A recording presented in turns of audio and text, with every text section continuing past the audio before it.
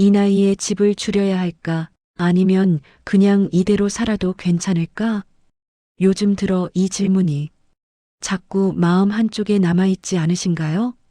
당장 이사를 해야 할 이유는 없는데 밤에 불을 끄고 집안을 가만히 둘러보면 괜히 집이 너무 넓게 느껴질 때가 있습니다. 방은 많은데 실제로 사용하는 공간은 몇 개 안 되고 불을 켜는 곳은 점점 줄어드는데 관리해야 할 집은 그대로 남아있을 때 이 집이 나에게 맞는 집인가? 조용히 스스로에게 묻게 됩니다. 집이 낡아서도 아니고 형편이 갑자기 어려워진 것도 아닌데 이런 고민이 드는 이유는 단순합니다. 집이 변한 게 아니라 우리의 생활이 변했기 때문입니다. 오늘 이 영상은 집을 줄여야 한다거나 무조건 유지해야 한다는 결론을 내리기 위한 이야기가 아닙니다.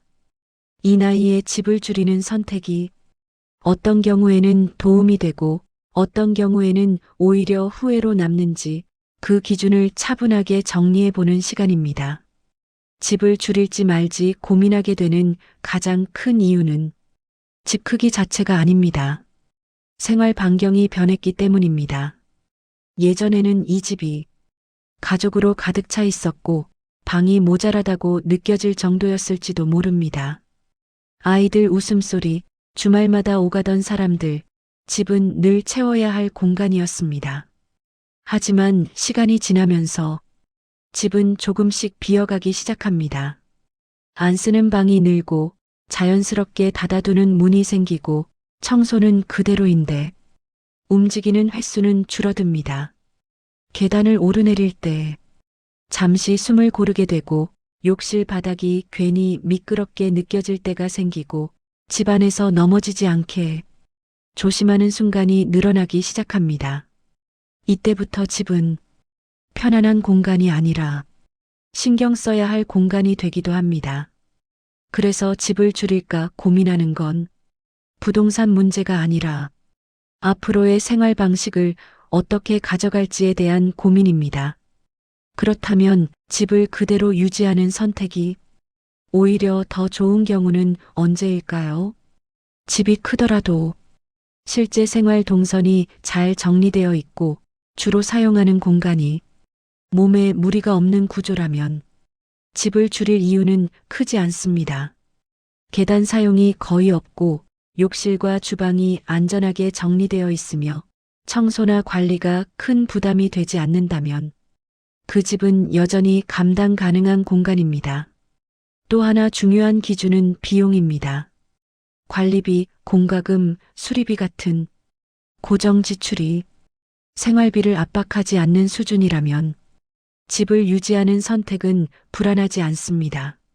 무엇보다 중요한 건 그 집에서 느끼는 안정감입니다.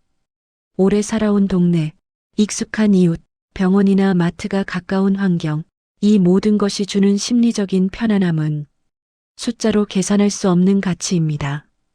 이런 경우라면 집을 줄이는 선택이 오히려 외로움과 불안으로 이어질 수 있습니다. 그래서 집을 유지하는 선택은 결코 잘못된 결정이 아닙니다. 반대로 집을 줄이는 선택이 삶을 더 편하게 만드는 경우도 분명히 있습니다.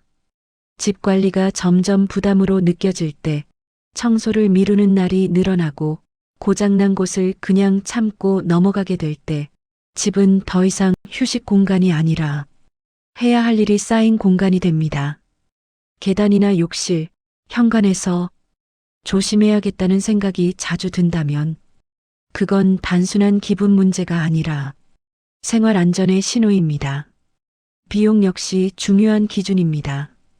집을 유지하기 위해 난방을 아끼고 수리를 미루고 생활비를 지나치게 줄이고 있다면 그 집은 삶을 지켜주는 공간이 아니라 삶을 압박하는 요소가 됩니다.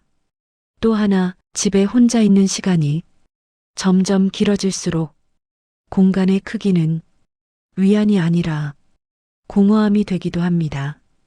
큰 집에 혼자 있을 때 느끼는 불안은 작은 공간의 불편함보다 더 크게 다가올 수 있습니다. 이럴 때 집을 줄이는 선택은 삶을 포기하는 결정이 아니라 생활을 정리하는 선택이 될 수 있습니다.